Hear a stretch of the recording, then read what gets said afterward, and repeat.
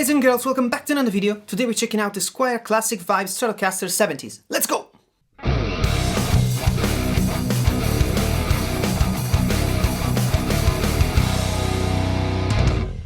So, welcome back. Today we're checking out this cool guitar. It's part of the Squier Classic Vibe series, which is one that I always liked. But let's go for the specs. It's a poplar body, maple neck with an Indian laurel fretboard. It's a 25.5-inch scale length with a 9.5-inch radius, classic Fender. 3 Fender designed Alnico single coils, volume, 2-tone, 5-way switch, vintage tuners, 21 narrow tall frets, and this one is in the Olympic white finish. First impression, the guitar is really nicely finished, kind of punches above its league as far as looks and quality control. It's Classic Vibe series has always been good, but this one I think it's stepped up its game because it looks really nice. They are not cheap. They are around the 400 mark. You can find them easily under, but on the Fender website they are listed as 420 USD. And yeah, for the price they sound really good. And as I said in the review of the Squier from Amazon, despite this one being like, yeah, more than double the price of that one, but the amount of guitar that you get for the money is like triple. If you want to get something that you can learn on, but you can also gig with it, this is it. And you can do that without any mod, because the pickups sound good, the electronics works perfectly fine. It's night and day between the Sonic Strat and these. Fit and finish, much better. But now let's hear it, and then we'll come to the conclusion.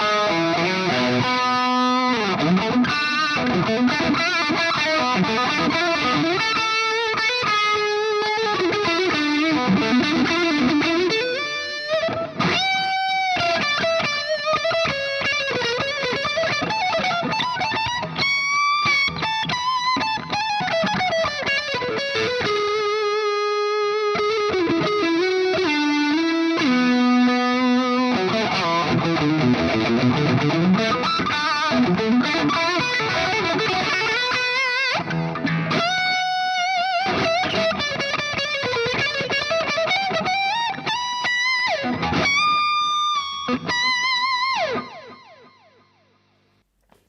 what do you think? It sounds good. It's not the best sounding pickups ever in a Strat, of course. I do prefer my Fender, but for the price and with a little bit of setup, because this is as it came out of the box. I didn't want to touch the pickup because I just want to show you what you get out of the box. With a decent setup from a guitar tech, this guitar will get even better. The fretboard is a little dry, but the frets are nice. They are a bit scratchy, a little bit scratchy, but it's like many guitars, even in the 1000, can come with frets like this. They shouldn't, but they do. So it's not really a problem. You're gonna notice it only if you are doing vibrato without playing. When playing, you barely notice it, but of course a guitar tech will fix this in like minutes. It keeps the tuning really nice. The nut is cut well. It's a little bit sharp, but you're not playing right here, so you won't feel it. It's really at the perfect height. Also, the setup out of the box is very good. I would love a little bit of a lower action, but as I said, you can fix that after. The issue is that the bridge comes decked to the body. So if you want to use a tremolo, you won't be able to use it out of the box, especially if you want to use it like a float. It's really hard for me to find any issues. Usually the weak part in this kind of guitars is the bridge. Squier bridges usually are the weak point of these guitars, and this is why they come decked. First of all, because many new guitarists don't want to deal with the old I can tune one string under the other. For example, if you have a floating bridge and you want to go drop D, you will have to tune all the strings. So yeah, it's a bit of a hassle that usually most players, especially when starting out, won't have to deal with. And I think that's one of the reasons. The second reason, I think it's come decked because they know it will go easier out of tune. I think that the only thing that you may want to upgrade is the bridge, if you plan on using it. Because if you plan on using it like this, it's perfectly stable, it works as it should. Out of the box, it's a good guitar.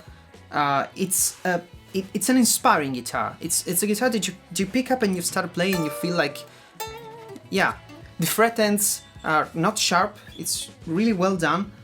I would have loved to see Rosewood now that it's come back on Mexico Fenders. I would have loved to see it come back on these guitars, but it probably won't. So would I recommend it? Yes, any day. The neck is very 70s. It's very thin, but still very comfortable to play. It's not like an Ibanez or something like that, but it's still very comfortable to play. It's a C-shape, kind of a stretched one. Yeah, it's a very nice profile.